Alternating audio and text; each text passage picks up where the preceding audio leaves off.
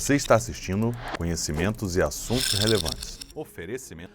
Olá, boa noite. Eu sou Heitor Antônio da Silva e quero me dirigir aos queridos telespectadores informando que esta é mais uma edição do programa Conhecimentos e Assuntos Relevantes. Toda terça-feira aqui estamos e contamos com a sua participação e a sua divulgação. Hoje vamos tratar de um assunto empolgante, que é a verdade e a psicanálise. Verdade não é coisa simples de ser explicada. A psicanálise também. Contudo, ambas possuem o mesmo conteúdo, a mesma eficácia. Trouxe para esta ocasião dois profissionais, um psicanalista de magnífica formação, uma psicanalista formada e com doutorado em saúde mental, para discutirmos, ampliarmos o conhecimento com o fim de melhorar a compreensão de tudo isso em benefício de todos nós. Já voltamos. Você está assistindo Conhecimentos e Assuntos Relevantes.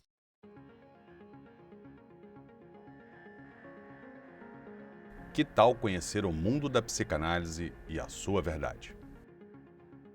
Olá, queridos telespectadores, boa noite. Este é o programa Conhecimentos e Assuntos Relevantes.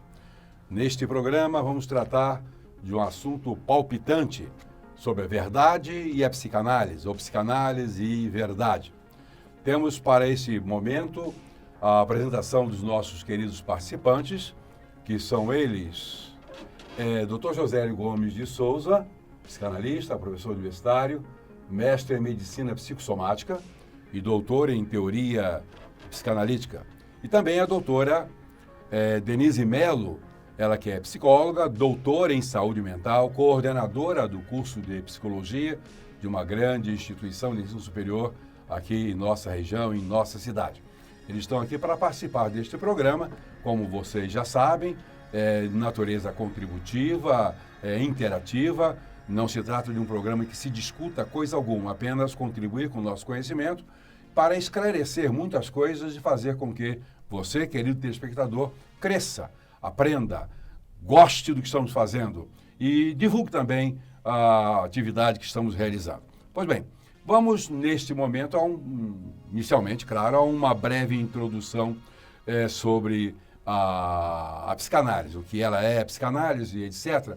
E eu peço logo de saída ao doutor José, inicialmente, boa noite para você, é um privilégio ter você aqui. A comunidade Denise também, boa noite, é um privilégio ter você aqui, né? Todos eles muito ocupados no dia a dia, da clínica, do ensino, etc.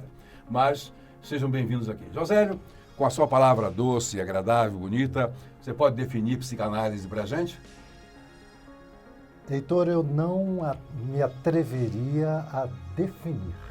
Definir é dar fim, esgotar tudo. Exato, estabelecer marcas rígidas, claras e objetivas.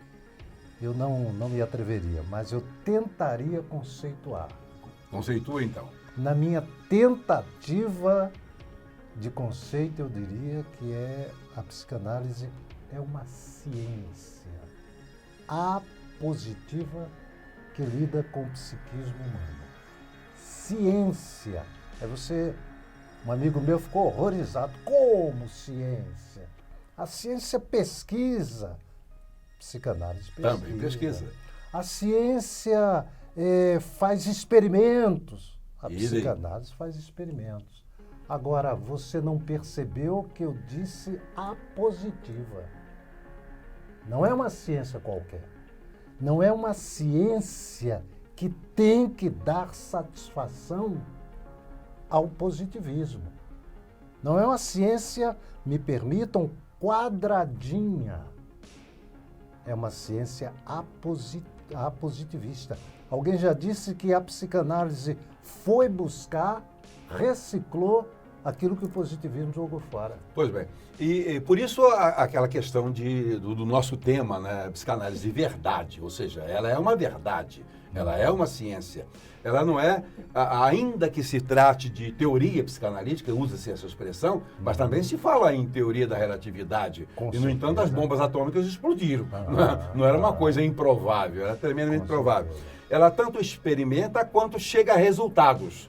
Por isso ela é a ciência. Exatamente. Se não chegasse a resultados em cima dos seus caminhos, obviamente seria um acaso, né? Seria um golpe de sorte, diríamos assim. Cabe a mim estabelecer deixar claro o que é um psicanalista. O psicanalista, evidentemente, é um profissional de saúde mental, mas não é médico, não tem que ser um médico, pode ser qualquer pessoa, pode ser psicólogo, um filósofo, etc. Né? Um teólogo, são muitos teólogos que optam pela psicanálise. Ela é uma ciência própria, com pernas próprias, com caminhos próprios, com metodologia própria, com teoria própria, etc. Pois bem, quando se fala nisso, pensa-se logo na visão geral da psicanálise em face da sua independência, né? Da independência de outras ciências. Doutora Denise, o que você me diz disso? Ela é independente mesmo ou ela fica atrelada a outras? Boa noite, doutor Heitor. Boa noite, Josélio. Um prazer enorme estar aqui com vocês.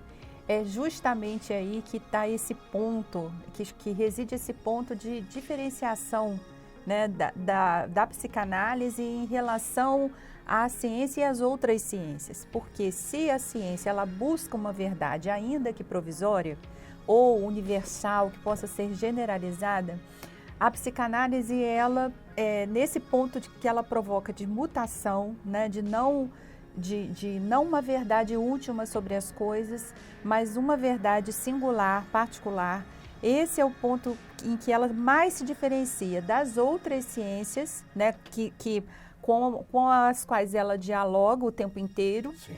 Aliás, esse também é um grande mérito da psicanálise, ela é um campo que dialoga muito com a filosofia, com a própria medicina, com a psicologia, com outras áreas afins, como a linguística, por exemplo, a gente vê isso. Sobretudo a linguística. A antropologia, né? A gente vê muito isso na obra de Lacan, né? Como que o Freud já tinha feito isso e o Lacan, então, desenvolveu esse diálogo. Então, nós poderíamos situar, então, a psicanálise com esse diferencial dentro do campo da própria ciência, né? Mas, ao mesmo tempo, com todas essas qualidades que dá à psicanálise toda essa robustez que ela ganhou ao longo dos seus anos de desenvolvimento. A psicanálise é um campo que produz muito conhecimento e conhecimentos clínicos na psicanálise para o psicanalista especialmente. A clínica ela é soberana. Nós temos resultados, né, como vocês colocaram há pouco, assim, resultados muito sólidos daquilo que veio da clínica. Aliás, essa também é a grande tradição da psicanálise, ela veio da clínica, ela permanece clínica e, sobretudo, ela, além também de ter um objeto de estudo que é o próprio inconsciente humano, ela também tem um método para trabalhar com esse inconsciente, que é a associação livre e as interpretações que o analista pode fazer a partir do contato com o outro. Então, essa é a nossa psicanálise. Exatamente. É muito bom isso, porque a psicanálise, ela foi concebida de uma espontaneidade fantástica, ela é resultado do empiricismo, do dia a dia, do trabalho. Ela não é uma coisa concebida, diríamos assim, em gabinete, em escritório. Ela foge um pouco do academicismo tradicional, né? Aliás, foge bastante. Ela é resultado, ela veio de baixo, ela surgiu exatamente com a comprovação de que ela é eficaz. Ela cresceu nisso. E se tornou uma ciência revolucionária, porque eu vejo como sendo a única capaz de fazer ligações com todas as outras sem necessidade de conflitar. Mas tem muita gente, quando ouve falar em Freud e psicanálise, acha que Freud era um tarado, era um maníaco sexual, né? Só para colocar um detalhezinho, uma vez estava numa programação festiva, relativa a determinado dia. Eu fazia parte da instituição, eu não estava ali como convidado, eu estava lá sentado como um participante do grupo. Mas tinha lá um grupo muito grande de pessoas que estavam sendo ali homenageados. E o dirigente pediu a todos que se levantassem, todos os médicos, por favor, se levante, etc.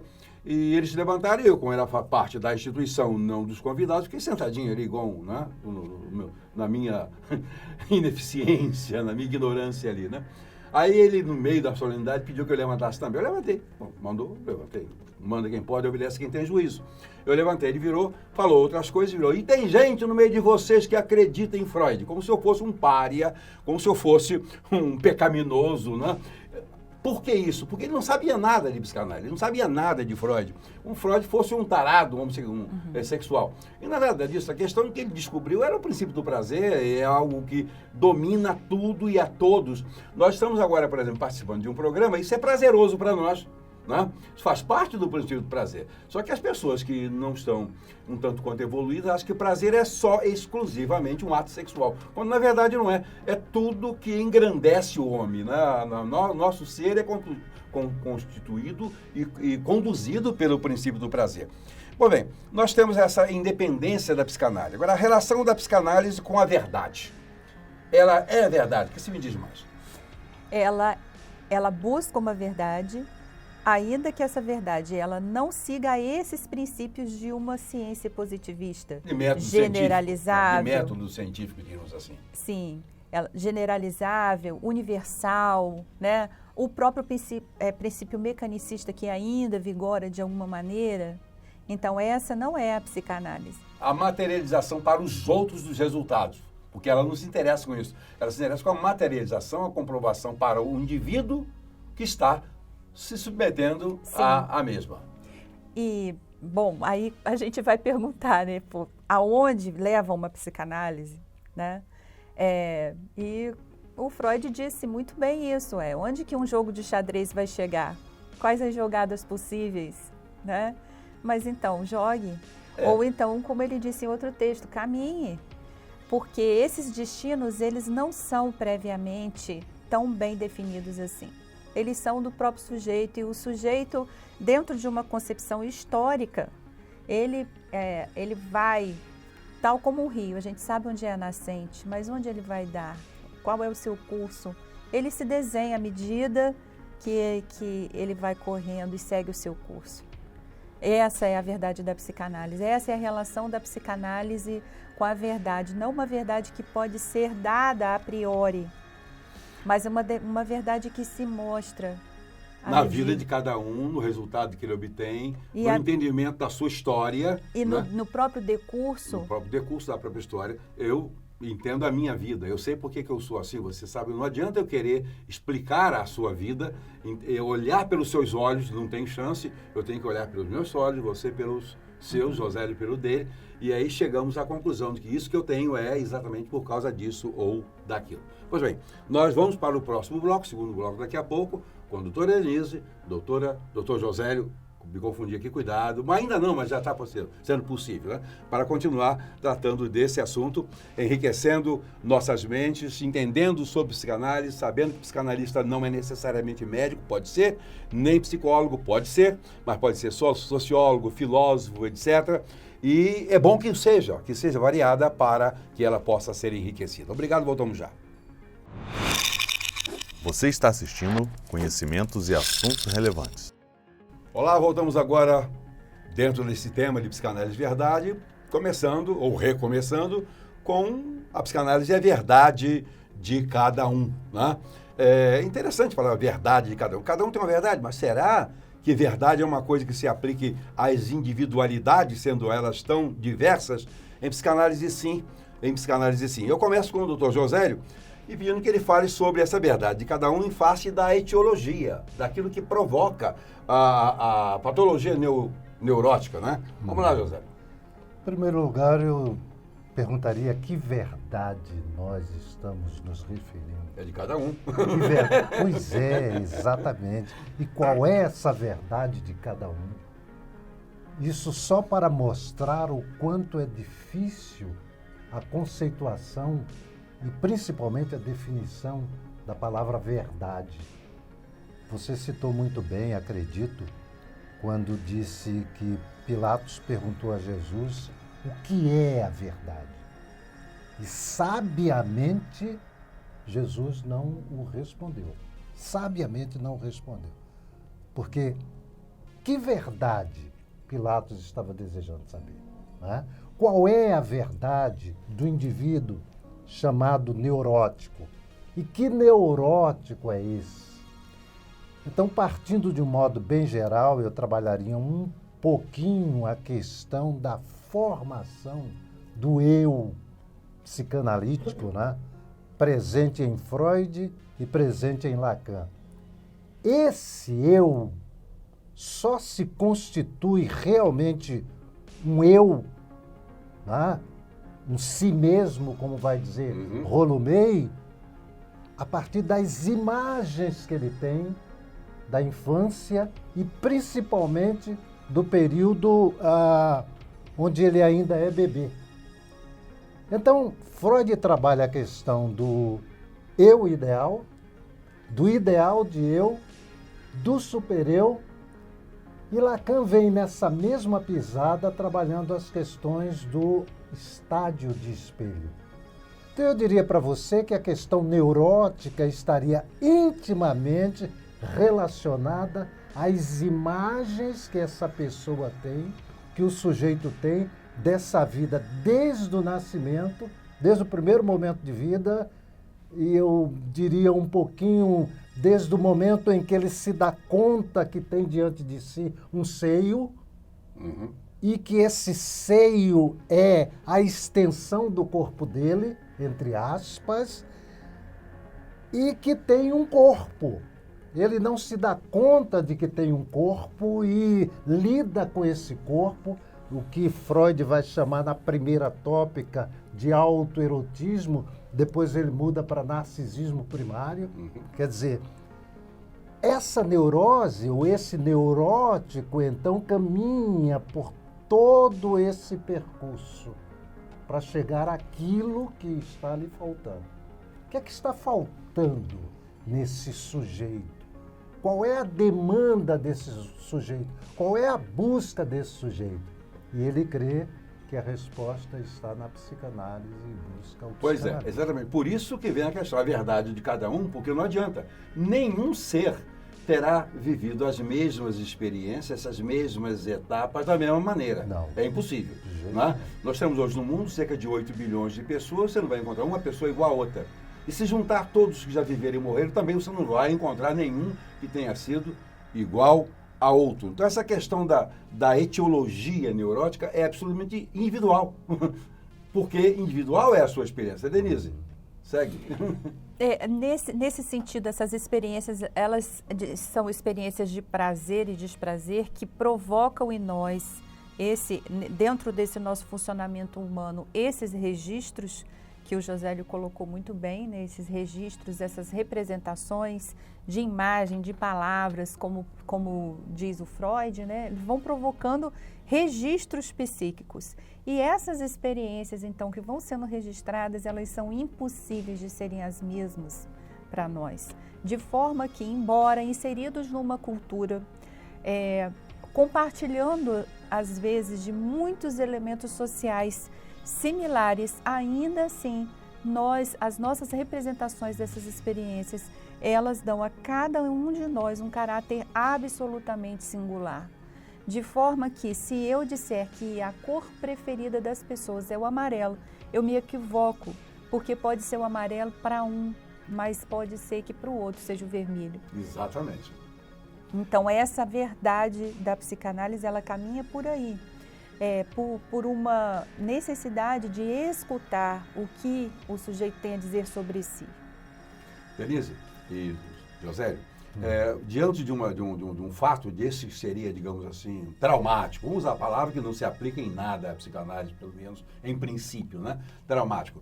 O que seria provocador de uma neurose para um, para o outro não teria significado algum. Uma coisa mínima para um terceiro já seria catastrófico, porque é ele diante da coisa, não é? É ele fazendo uma leitura. Essa leitura, essa percepção, isso depende de toda a história dele, de toda a vivência dele. Então você não vai encontrar mesmo, né? Eu te diria uma coisa Sim. muito interessante. Hegel diz que o homem é produto da história. Olha outro elemento que se pode colocar dentro da questão da verdade psicanalítica. O homem é produto da história. Se hoje eu levanto questões ligadas ao fascismo, ao nazismo, ao comunismo, talvez eu esteja fora da história.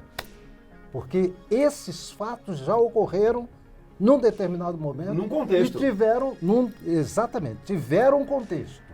né? Então, esse homem, quando reproduz ou quando expressa um discurso dessa ou de qualquer outra maneira, determinados discursos religiosos também, determinados discursos culturais, né? Determinadas sedes de hábitos e de modos do passado, pode se constituir uma razão daquele tipo de neurose. E naquele momento? Uma neurose obsessiva, por exemplo, não atenta para a questão histórica, para a questão cultural. Atenta para esse princípio de prazer. Certo. O indivíduo está buscando esse prazer, o princípio de realidade ficou para trás. Certo. E se você... Em toda a história, a questão do prazer está presente e tem que estar. Né? Não existiria vida sem o princípio do prazer. Né?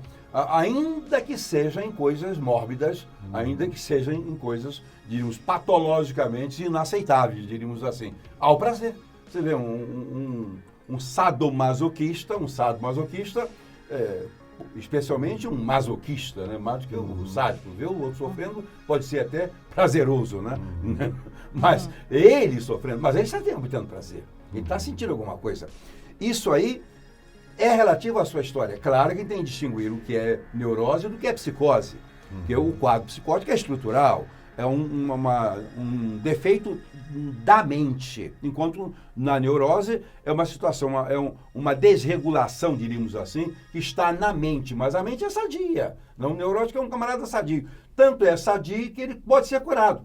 Que, na verdade, ele não será curado por ninguém. Ele será curado por ele mesmo, por uma reinterpretação, diríamos assim, né? Por uma visão daquilo que ele viu e não entendeu, daquilo que ele padeceu e absorveu de modo errado. O que você diz disso? Continuo na mesma perspectiva dessa relação singular que a gente estabelece com o outro, consigo mesmo. Porque, assim, a grande, digamos assim, o grande princípio que rege a psicanálise, na verdade, é a não polarização. Então, assim, se a gente tem um princípio de prazer, quando Freud fala dessa estruturação psíquica, né, ele coloca isso, assim, se a gente tem um princípio de prazer, ele não é regido somente por si mesmo, ele se dinamiza à medida de um princípio de realidade. E esse dinamismo é que vai conferindo para nós esses traços singulares que são absolutamente verdadeiros para o sujeito. Esse é um dado importante sobre a psicanálise, porque ela não polariza as coisas. A proposta do Freud é pensar num psiquismo dinâmico, que pode, e por isso mesmo que a gente só vê o curso do rio no decurso. Pois é. Agora, veja bem, isso tudo está sentado em cima do inconsciente, né? É o que gere, né? É o gestor da vida, mas de maneira individual, de maneira exclusivista, diríamos assim, cada um. Rapidamente, que nós estamos mais aí 1 minuto e pouquinho. O inconsciente para você na psicanálise? O inconsciente, para mim, na psicanálise, é o grande determinante da vida humana. Ele tem algumas características muito fundamentais, como isso, ser regido pelo princípio do prazer, em contraposição da realidade. Então, ele também, essa postulação freudiana coloca uma dimensão de conflito, mas esse conflito, ele não quando ouvimos essa palavra, tendemos a achar que ela é negativa, mas isso é o que dinamiza, né? Então, o tempo inteiro nós vivemos entre uma dimensão do inconsciente que é atemporal, com uma dimensão... E a moral também, né? De realidade que é cronológica. Enfim, então, lidamos com esses dois tempos, um tempo do sujeito e um tempo de realidade. Isso é o inconsciente, dentro da perspectiva da psicanálise. Eu disse agora, misturando com a palavra dela, o inconsciente também é amoral, concorda ou não? Em parte, sim. Mas há uma coisa chamada censura. Mas não é do inconsciente. Mas fica ali no pré-consciente. Ah, tá, sim. Né? Fica no limite e lida com o inconsciente. Lógico. Né? A censura inibe, poderíamos até pensar, inibe o sujeito, né? Poderíamos até pensar no recalque. O indivíduo se priva de determinadas verdades, determinadas experiências, em nome da moral, né? Em nome do mal-estar que o confronto, o conflito lhe causaria. Olha que negócio sério. Tá? Então é muito Mas interessante. aí já é a cultura invadindo Claro. a privacidade do Claro, indivíduo. que é um outro aspecto Pois do é. inconsciente. O Voltamos inconsciente já com a continuidade desse assunto, mas eu quero completar aqui dizendo o seguinte: o inconsciente é tudo, né? É tudo que eu digo como o determinante, aquele que manipula toda a situação. Eu até diria que, assim, na segunda tópico, Freud coloca isso muito bem Coloca colocado, E no né? esboço também. Sim. O inconsciente é tudo. Sim, Olha que um negócio. psiquismo mergulhado no inconsciente. Muito bem. Daqui a pouco retornamos, continuamos com esse nosso papo, que é muito bom. Gostaria de fazer uns 10 programas com esses amigos e colegas aqui, mas lamentavelmente não tem jeito. Voltamos já. Você está assistindo Conhecimentos e Assuntos Relevantes. Olá, voltamos com conhecimentos e assuntos relevantes. Retornamos um pouco numa pegada do assunto anterior, que é a questão do princípio do prazer. Josélio, princípio do prazer, que beleza. Eu hein? diria que o princípio do prazer é a espontaneidade do sujeito, né? É esse agir livremente. Do outro lado estaria o princípio da realidade, que é o elemento inibidor. Então, está presente na vida do sujeito com estrutura neurótica, e não tem que ser necessariamente neurótico, mas com estrutura neurótica que lida com esses dois polos. E eu diria, até parafraseando o Gonzaguinha, não é? Há um lado carente dizendo que sim, e essa vida da gente dizendo que não. Há um lado carente, há um lado pulsional, há um lado desejo, dizendo é isso, e eu busco para me satisfazer, para tamponar isso que me falta, e há um lado dizendo que é proibido, que é a realidade nossa de cada dia, a realidade cultural, a realidade social, a realidade religiosa, a realidade política, a realidade econômica. Tudo isso se constitui elementos inibidores para esse sujeito que está buscando esse prazer. Sintetizando, seria o id dizendo vai e o superego dizendo se segura, malandro, porque não é bem assim que a coisa rola. Sim, mas Delícia. não apenas no âmbito do próprio sujeito, né? Digamos que as limitações, as impossibilidades, elas são Também. da vida humana, da condição humana. Então, elas estão aí em todo lugar. Na nossa tarefa humana, é sobreviver a isso, às impossibilidades. É o que nós estamos fazendo aqui nesse momento. Não é? A gente está no meio de uma pandemia e em alguns momentos a gente ouviu várias pessoas falando, mas não é o momento de gravar um programa, de investir na sua formação, a gente pode morrer. Mas qual é o momento mais apropriado para a gente tentar manter a vida do que senão na evidência da morte? Então, assim, pensando por esse viés, é exatamente isso que a gente percebe, assim, que essa nossa relação do nosso desejo e um desejo por prazer e um desejo que insiste no prazer, em contato com essa realidade que limita esse prazer, ao invés de pensarmos que isso poderia ser traumático, a psicanálise nos diz isso é estruturante, isso é saudável. O que nós não podemos esperar, que talvez fosse extremamente adoecedor, é que a nossa vida fosse só prazer ou a nossa vida fosse só impossibilidade. Se a gente tende a ficar nesses polos, a gente tende ao adoecimento psíquico. E, lamentavelmente, isso que domina a sociedade, lamentavelmente. Fala. Ocorre um fato muito interessante, cultural, porque está dentro da religião, né? O cristianismo herdou muito da filosofia epicurista e estoica. Há uma coisa muito interessante que Epicuro dizia, que é a melhor maneira de ser feliz é buscando prazer. Né? Há um texto bíblico se referindo aos epicuristas que diz, comamos e bebamos. Que amanhã morrereis. Morrereis. Então, o princípio do prazer é sempre esse escape para ser feliz. Porque, infelizmente, na cultura religiosa também, não é só nela, a vida é um penar sem fim com um trágico desfecho, já dizia Schopenhauer. Então, A tentativa do ser humano é ser feliz no prazer. Mas Schopenhauer vai ser ruim aqui no inferno. Diga-se de passagem. Mas é interessante o equilíbrio. Lógico. Buda já dizia isso. Não precisa comer um grão de arroz só para ser feliz. Tá? Ele saiu da abastança, saiu da riqueza, era um príncipe e de repente vai comer um grão de arroz só. Mas depois descobre o caminho do meio é o melhor. A psicanálise lida com o caminho do meio. Não precisa haver uma briga, como você bem citou, entre isso e super-eu. Precisa haver essa briga gigantesca. É necessário um equilíbrio entre esses dois. E o indivíduo, desculpem, psicanalizado, tá? Ele busca sempre esse equilíbrio. Pois é, exatamente. Denise, essa questão aí. A felicidade, portanto, a virtude, assim, está no meio, né? Em tudo. Então, o extremismo em qualquer coisa. O extremismo, quando você passa a ter uma vida de clausura para tentar agradar a Deus ao extremo. Tudo ou nada, 880. 880, eu prefiro 40, né? Porque no meio, né?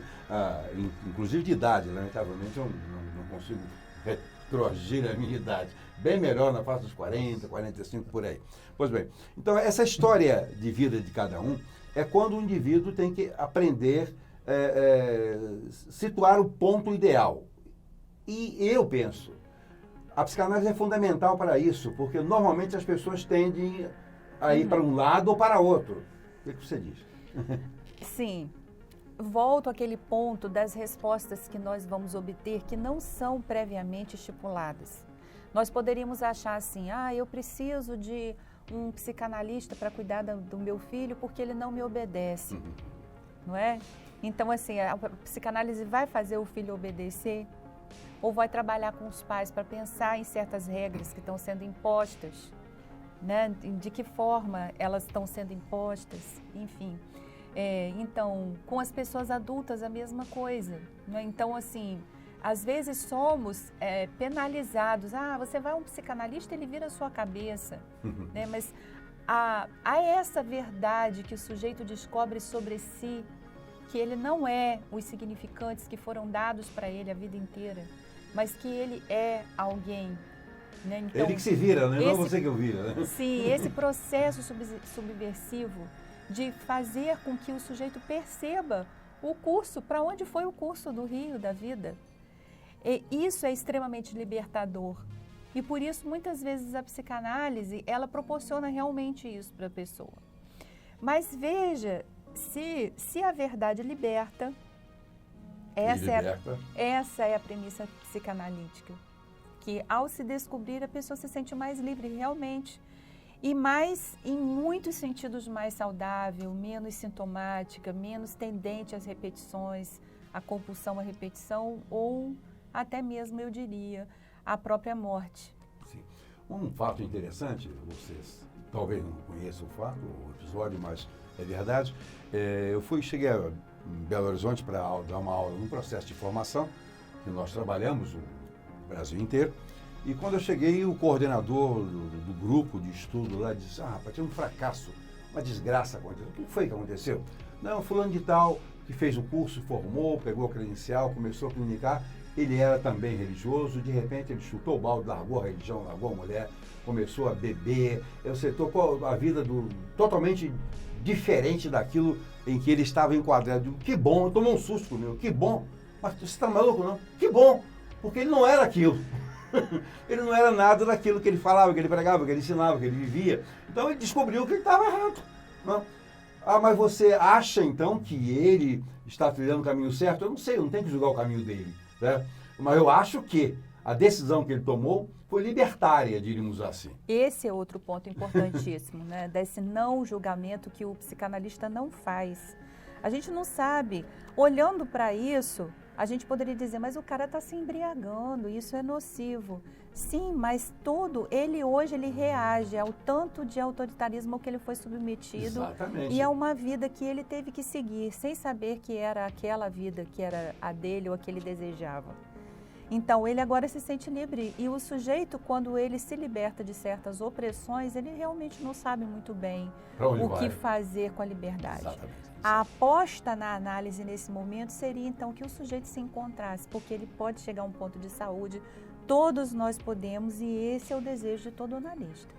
Até porque, diante dessa situação, ele vai ter um recomeço, ele vai tomar um caminho com as pernas dele, e não com os vadimécums que passaram para ele, né? Com os manuais de vida, né?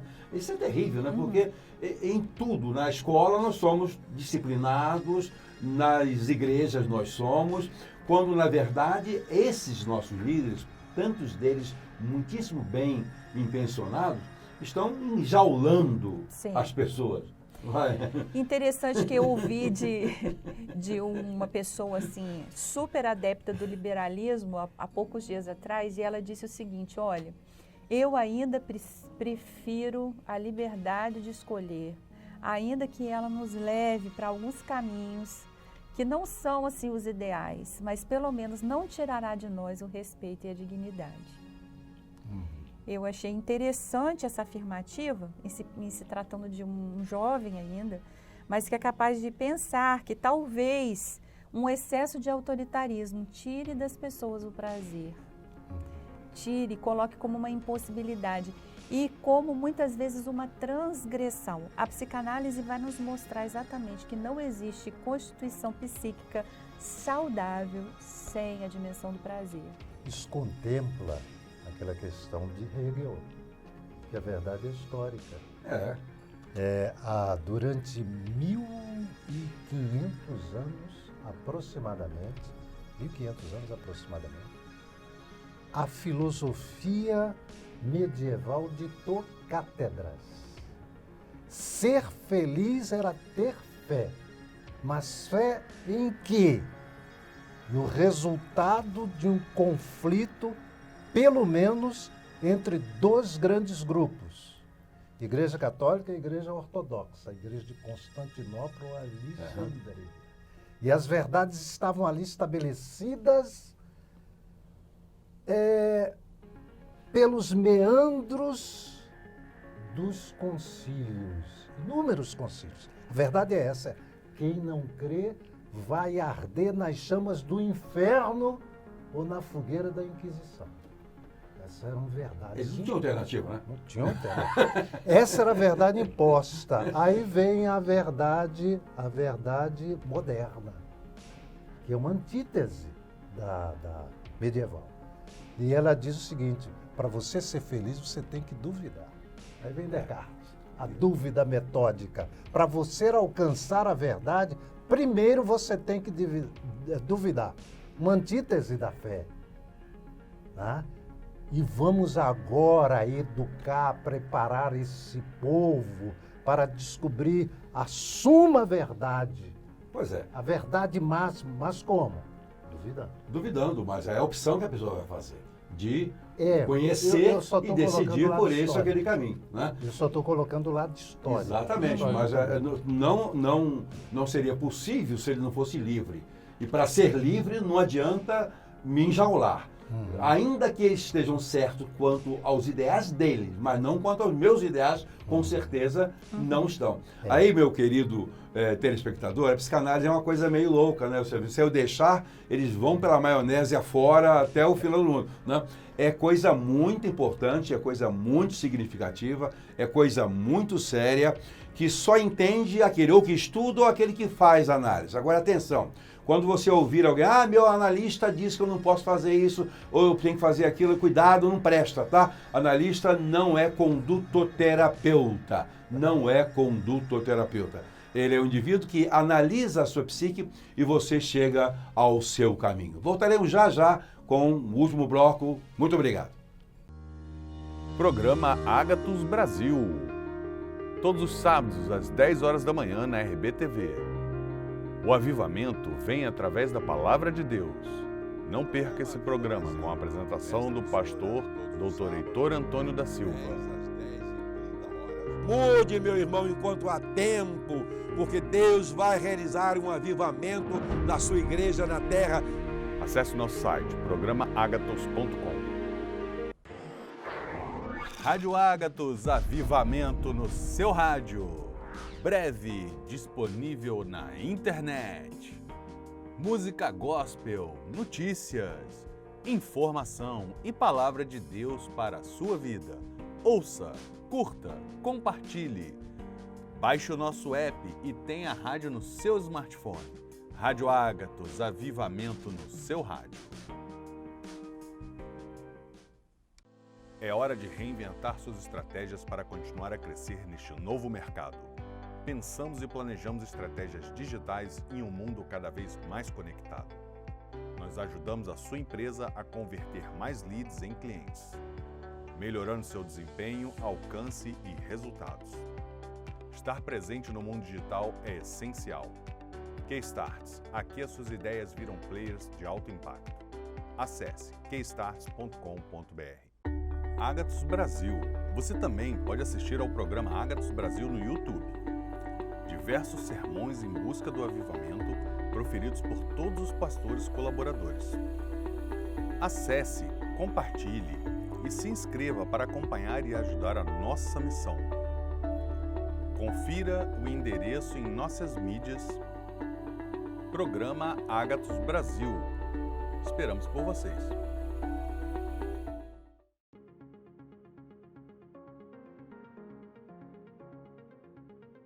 Olá, voltamos com conhecimentos e assuntos relevantes.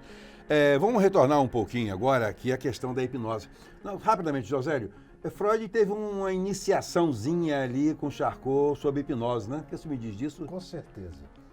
Essa experiência com Charcot, esse estágio que ele faz com Charcot, é de fundamental importância para a fundação da psicanálise.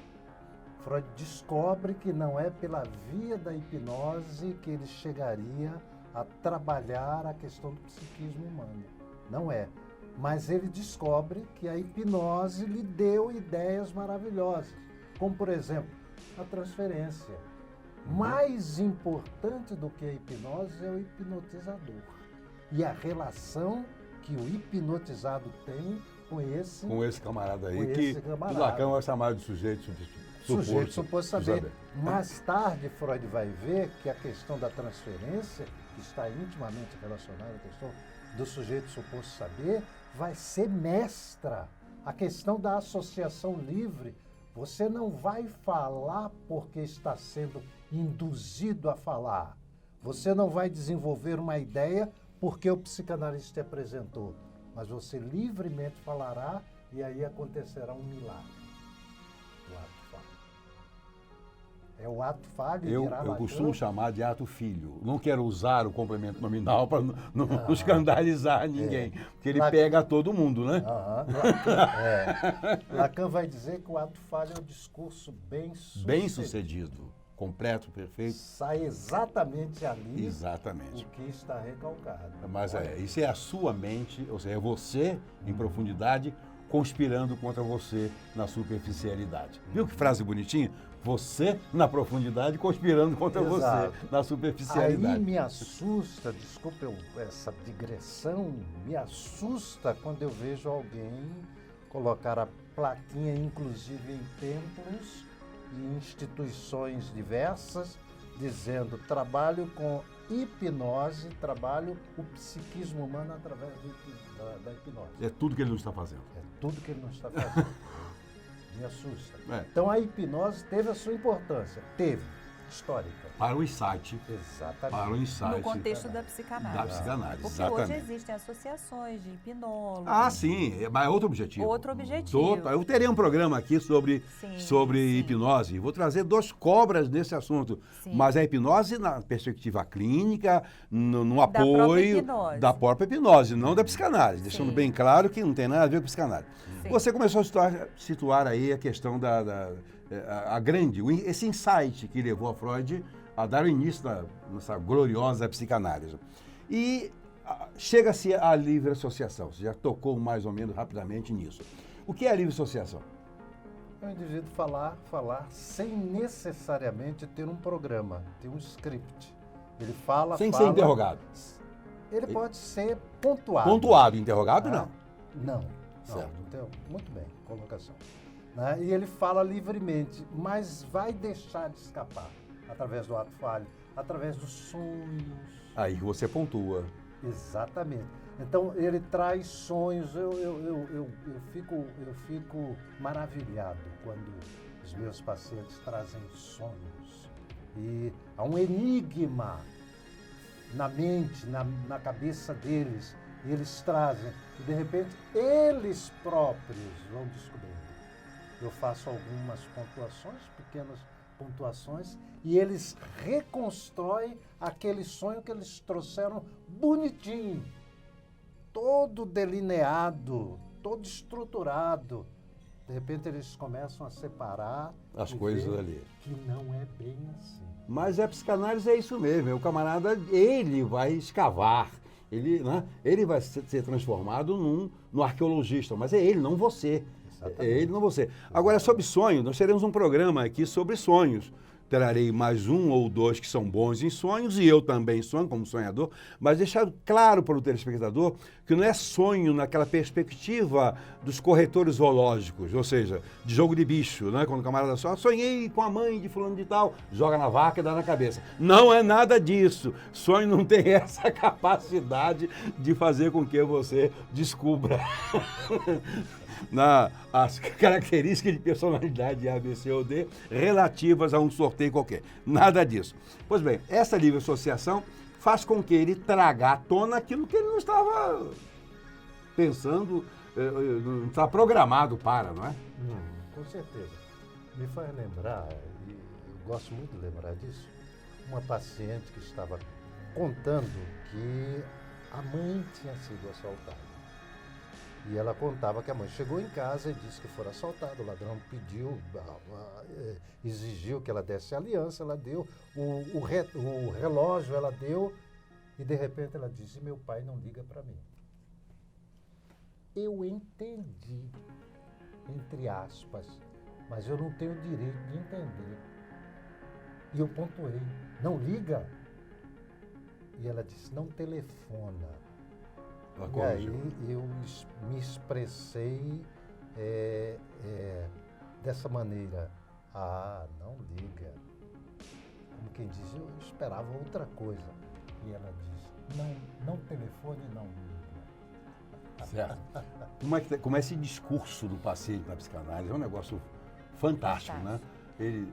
Isso aponta para uma verdade, mas veja que naquele empreendimento que o Josélio desenhou há pouco, o empreendimento cartesiano da dúvida, né, que é algo que caríssimo dentro da psicanálise, porque é isso, a gente interroga o sujeito o tempo inteiro sobre o seu desejo. Mas a diferença crucial para o sujeito cartesiano, né, um sujeito que pensa e é porque pensa, é que o sujeito psicanalítico, o sujeito do inconsciente, nós encontramos razão na desrazão. Exatamente nessa perspectiva de que quando essa pessoa ela está falando de um pai que não liga, que não telefona, mas ele não liga, que não ligar é esse, do não se importar, do não estar com. Então, a gente percebe que há a tarefa do psicanalista, é dizer que eu estou com você, eu acredito em você, não te julgo. Eu entendo que o que você está dizendo, que parece loucura, parece desrazão, parece um discurso repetitivo e cansativo, quantas vezes para as pessoas que convivem com ela. Mas ao chegar ao psicanalista, a gente compreende, acolhe, né? Acolhe pela escuta, permite uma associação livre. Não, mas eu não posso falar disso lá porque eu sou uma chata, eu sou incômodo. E ele chega aqui e a gente pode fazer o que? Não, você pode falar, eu te escuto. Pois é, o psicanalista está em condição de fazer uma leitura daquilo que ela está cansada de ler e não entende. Eu escuto essa sua verdade, porque às vezes é uma verdade de um legado familiar dificultoso, às vezes é uma verdade de uma configuração de um determinado grupo. E quando ela denuncia essa verdade, ela se torna uma pessoa incômoda. Então, ela tem ali, no ambiente com o analista, a possibilidade de falar dessa sua verdade, sem ser julgada, sem E ser começar a ser criticada. feliz. É aí onde eu trago e dou razão a você. Ou sem Quando ser você dita louca. colocou a questão da amoralidade. O psicanalista, nessa situação, ele é amoral. E é a moral, tem que ser. Porque analisando, traz em muitas ocasiões questões que ele diz, será que o psicanalista vai suportar? Eles olham, pensam um pouco, param um pouco e falam e esperam a reação, às vezes até negativa. Espera a reação de Sim. um pai, né? De um pai, Sim. de um padre, De um padre, de um pastor. Só para pegar um gancho aqui com o Josélio, a questão de amoral e imoral, não confunda. A moral quer dizer fora Sim. dos parâmetros de moralidade. Não se julga, a gente não olha pela perspectiva em que os outros olhariam, tá? Não é imoral, imoral é contrário, Não é socialmente colocar. colocado, não é isso. Não é colocar ali um juízo de Não, valor, sem juízo. dizer que é bom, ruim, Exatamente. né? E especialmente garantir ali uma ética. Uma ética. Essa colocação que você fez do estar junto, é aí onde eu vejo o salto da psicanálise. Enquanto algumas terapias estão propondo o se colocar no lugar do outro. Eu nunca sei onde o outro está. Nunca Como é que sei. você vai se colocar? Eu não posso me colocar no lugar do outro. Mas quando eu estou junto, caminhando, seja o que for que você esteja vivenciando, eu estou com você. Interessante que um rapaz bem inteligente ano passado, com relação a essas questiúnculas pessoais, disse, olha, tá gostando? Não, vai com ele 1 milha. Se for necessário, vai 2. Mas vai com ele para você ver o que ele está sentindo, o que ele está vivendo. Eu diria que essa é a grande diferença da psicologia, da psicanálise e da psicanálise em relação a outros campos de conhecimento. Assim, em relação à própria psicologia, Sim, é isso mesmo. a psicanálise ela dá um valor de verdade para isso, que emana da clínica. A clínica nos traz respostas, a clínica alimenta as nossas teorias, diferente de outras vertentes da psicologia. São os compêndios, né? Sim, e que tem conhecimentos de laboratório, e não desdizendo isso ou desconsiderando, não dizendo que não é importante. São saberes muito diferenciados, realmente. Especialmente na questão do registro. Aí eu coloco o conceito lá do trabalho com psiquismo. Sim. Eu colocaria psiquismo igual a alma. Sim, Ser sim. psicanalista é estar junto em termos de alma com o outro, compreender as suas demandas e procurar, na medida do possível, dar conta delas. Pois bem, estamos chegando ao final deste nosso querido programa. Quero agradecer muito a doutora Denise por ter participado, doutor Josélio. São profissionais queridos, competentes, que atuam em suas cidades e estão à disposição de todos nós. Outras vezes eles estarão conosco. Muito obrigado. Terça-feira próxima estaremos juntos com mais conhecimentos e assuntos relevantes, que é um programa interativo, contributivo. Nós não brigamos aqui e nós não discutimos. Obrigado, até lá.